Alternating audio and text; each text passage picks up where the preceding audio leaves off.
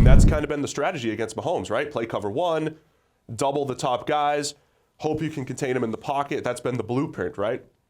But you can't do it every time. The blueprint doesn't always work. But then they would pivot to zone, play more cover two. Mahomes would recognize it right away, know when to take off and use his legs. And to me, that's been the trump card for Mahomes this year. Because you have so many playmakers to cover down the field. You've got Tyreek Hill down the field. You have Travis Kelce. Mahomes can make any throw from anywhere on the field. And then, oh, by the way, if you play man or if you drop your zones too deep, he's going to pick up 10, 15, 20, maybe 27 yards spinning through your defense with his legs. It's just an added wrinkle that the Chiefs have now that they didn't even tap into last year. Mahomes didn't tap into his athleticism a ton last year, and he has this year when he's been healthy. Yeah, I think ultimately this was a game where the ball control, it was a complete clash of two styles, right? The Titans, helped by the fact that they got out to an early lead, wanted to basically slow play this whole thing, chew time off the clock, shorten the game, minimize the actual chance of the Chiefs having the ball and being able to put up points.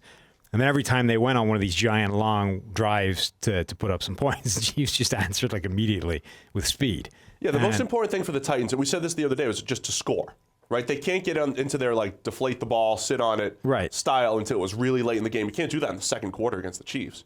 I mean, you can. It's just it's not going to work. Yeah, and this, when he's playing this well and the rest of that offense are all there and healthy, the Chiefs' offense is back to as good as it was a year ago. It's terrifying. I don't know how you stop it. I don't know that you can stop it.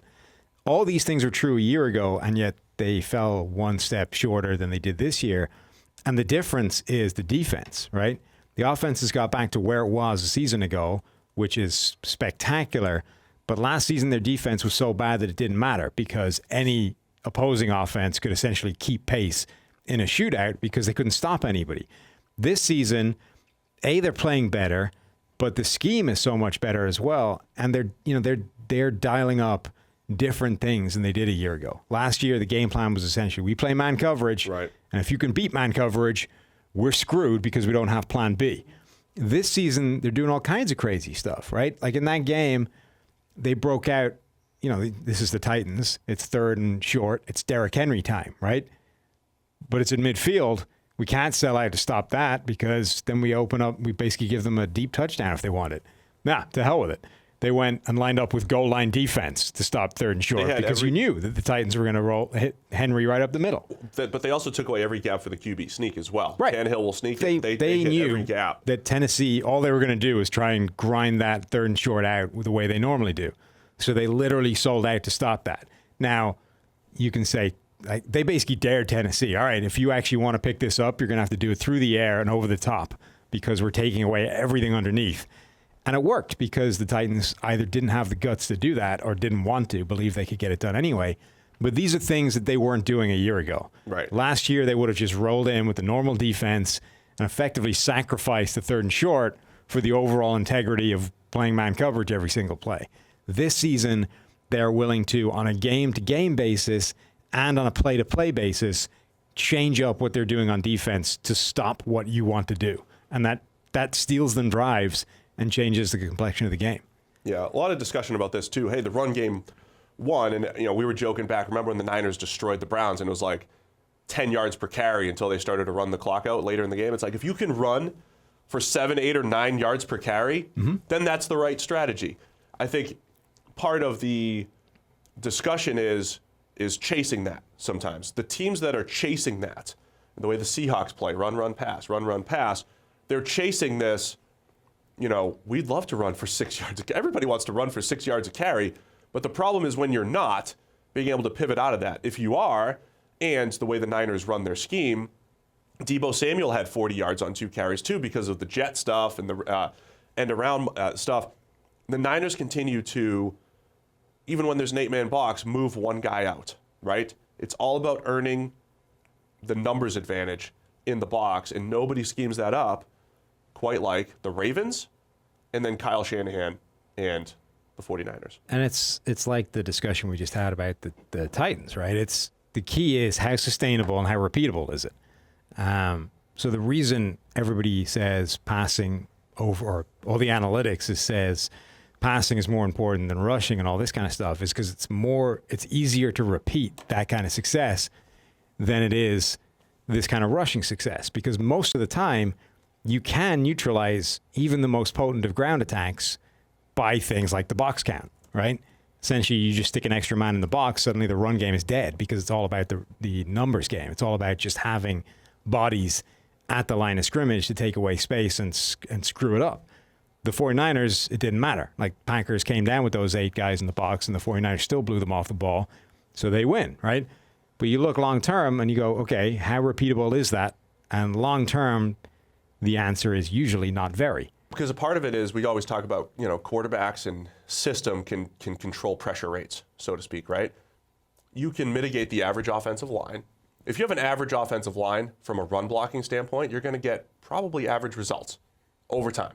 If you have an average offensive line, the difference in your results will be, do I have Tom Brady or Drew Brees back there? Do I have a quick trigger back there, a guy that can get rid of it, and receivers who can get open? Or do I have a guy that's going to hold the ball long and invite pressure?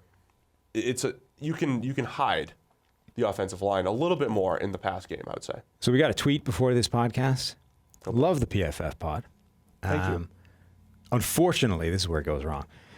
Hope today's just not 25 minutes on why the passing game is better than the running game. We get it. So, oops. But we can redeem ourselves here. I want to say, let's talk about how awesome the run game is when it works well. It is fun to watch. # fun to watch. I love Shanahan's system. Mm-hmm. Mostert is just, I told you, he's like just smooth. It was His strange. Acceleration's incredible. It was strange how surprised the broadcast appeared to be that Mostert is good. Also, how about their 3rd and 8, like the play calling too. 3rd and 8, they run kind of like a power trap play to take advantage of the Packers getting upfield, as you said. Mostert's got a free run. Mostert was their best graded running back on the season. That was that play, like if it fails, it's like, can you believe he dialed up a run on 3rd and 8? But it worked. Yeah, it was a great play. Best graded running back on the season. Their leading rusher on the season. Had the most touchdowns on the season.